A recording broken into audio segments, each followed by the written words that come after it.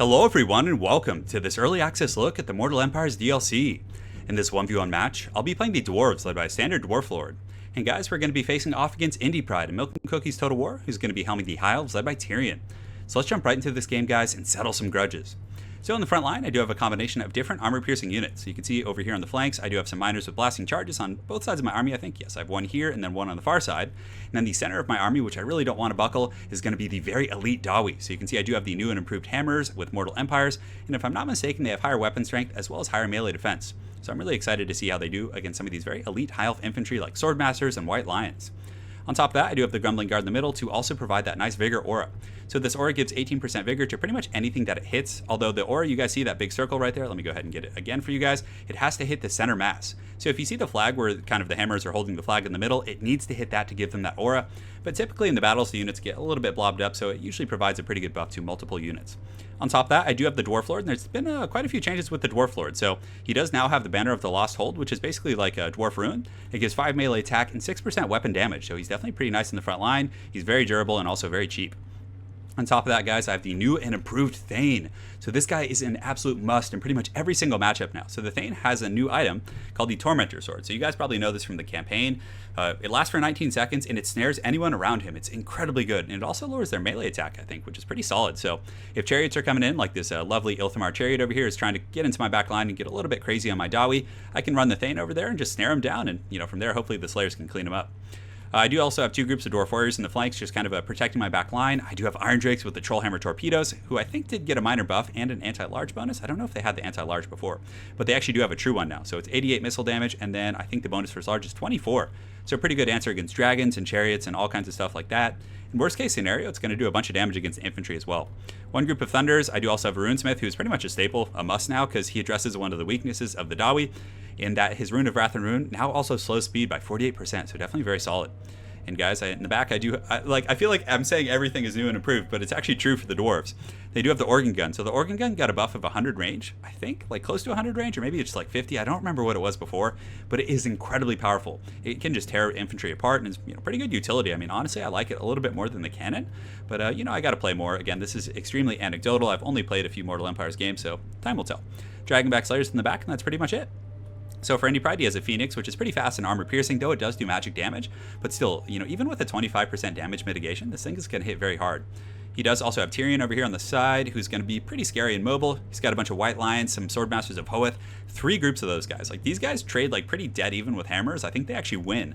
So the fact that he has 3 of those alone against my 2 hammers is going to be really rough, especially in conjunction with the White Lions. So guys, without further ado, let's get the show on the road. So right now, you guys can see my Organ Gun was shooting at this chariot here, but I wasn't getting as much damage as I wanted, so I just started teeing off into these White Lions, or excuse me, these Swordmasters. And it's doing pretty good damage, but you guys will see, as it just kind of keeps peppering into them, it'll take them down to like 60 or 70% before the fighting starts, which is really, really important because his front line is definitely a little bit heavier than mine. He's got like multiple White Lions, he's got several groups of Swordmasters, and look at the damage coming in.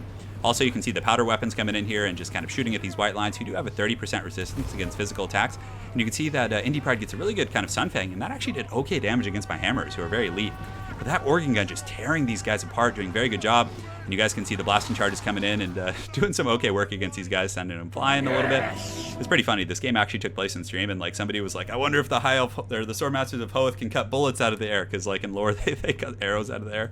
But you can see my Iron Drakes here kind of teeing off in these White Lions and doing a pretty good job.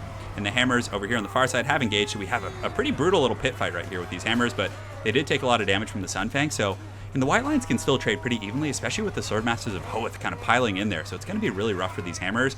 I'm definitely hoping they can kind of hold and buy me some time.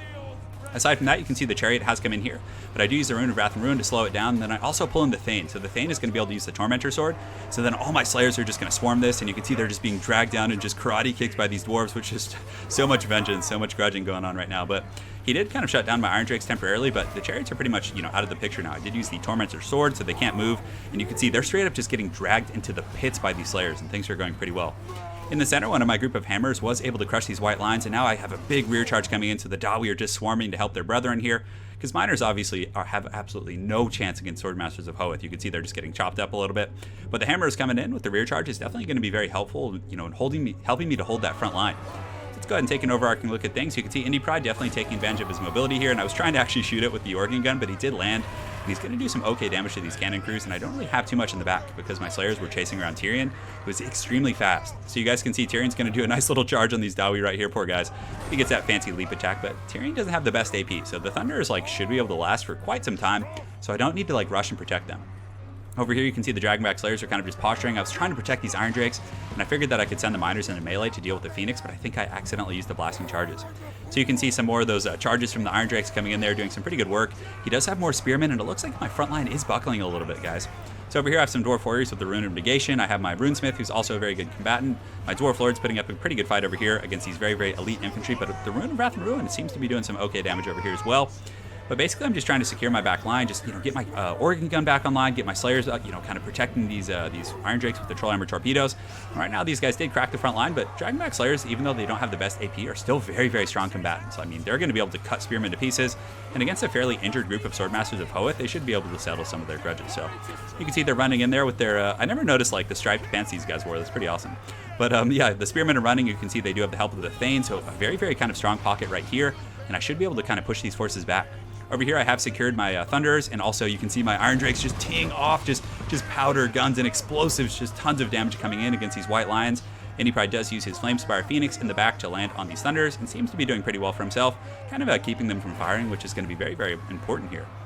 So I do have some Miners in the back that are kind of catching the wave of the Swordmasters of Hoeth, but my Organ Gun is just shooting into the side of these guys, just doing some massive damage, and you can see I do also have my Trollhammer Torpedoes kind of regrouping, and man, that Organ Gun does some serious work against infantry. So also you can see the Iron Drake Torpedo just absolutely destroying this Flamespire Phoenix, just putting him down. I really like using the Iron Drakes. It feels good to be able to like actually want to pick them and not do it as like kind of an entertaining thing. Over here, you can see over here the Dragonback Slayers are fighting against these Spearmen and doing a pretty good job just holding. I mean, they have 50 melee attack, and what are they? I think they imbue a fire weakness and also speed. But yeah, 50 melee attack, 48 weapon strength with armor piercing of 16, which isn't bad at all. I mean, that's not great, but it's very similar to like Saurus Warriors. You can see that this Organ Gun is just going to be shooting at these Swordmasters who are trying to advance, but he did actually rout off my Runesmith. So the balance of power is starting to tilt a little bit in my favor, but it's most certainly not over, but this is definitely a very nice moment. So he broke through the back line, but you can see my Thunders have a very, very kind of open volley on these guys. Though they do have 30% missile resist, they should be able to kind of get some massive damage. And also my Iron Drakes are squared up right now, so you can see they're just going to tee off on these guys. So the Iron Drakes are coming in, the gunfire is coming in, just tons of damage going on these guys. He is going to probably engage, and I don't think they're going to waver off, but I actually decided to just kite back. The Dwarfs, how fast are they? 28 speed to 33, so yeah, he has the speed advantage, but I was like, hey, let's just run, mitigate our losses, and then just use the Iron Drakes, as well as these Organ Guns, which are still online to do the job. So in the pocket, you can see that this Lord right here is just fighting tooth and nail against Tyrion. He's trying to take him out, but he is surrounded pretty heavily by my elite units, and Danes are really strong. I mean, 50 melee attack, 50 melee defense, and close to 400 weapon strength, so they're definitely doing some pretty good work, and you can see Tyrion's taking a bit of a beatdown from these guys. But this is where it's going really well. You can see my Organ Gun is just taking out those White Lions, just sending them back to the Shadow Realm. A little bit of a War of the Beard vengeance going on, and you can see that Tyrion, very well played by Indy Pride, sensing the threat of these Iron Drakes, is going to roll over here with Tyrion, his fainted riposte, and is going to jump on these Dawi and kind of force them back. But they're very tanky, 125 armor. What's their melee defense? Yeah, it's 28. It's not the best, but my Thane is trying to catch Tyrion, but Tyrion's got the moves like Jagger. He's able to kind of outmaneuver me. He runs past some of these Miners, but you can see my Dragonback Slayers are hot in pursuit, but man, my Lord is very, very low, 179 HP. Tyrion's at about 1600, but most of his troops are rallying. You can see the Dwarves are just coming in here. They don't care about friendly fire. They're just so angry about all the grudges that they're just going to take out their fury. So Tyrion's pretty much surrounded, but my Lord, again, is very, very low. He does have the Phoenix, but aside from that, he really doesn't have much else. So there's not really much of a chance of him coming back at this point. Maybe the Phoenix could have its rebirth proc, but I do have Thunders and Organ Guns kind of shooting at it, so that should be enough to kind of put it down. So you can see both of our Lords literally go down at the same time. So the Dwarf Lord took one for the team, and so did Tyrion, apparently. But man, what a great game. It was so much fun, and using the Organ Gun, I mean, it got 97 kills, 106 on those Slayers. The Hammers, like, fought pretty hard. Swordmasters of Hoeth, I think, cost a little bit more, and they do have a true bonus versus infantry.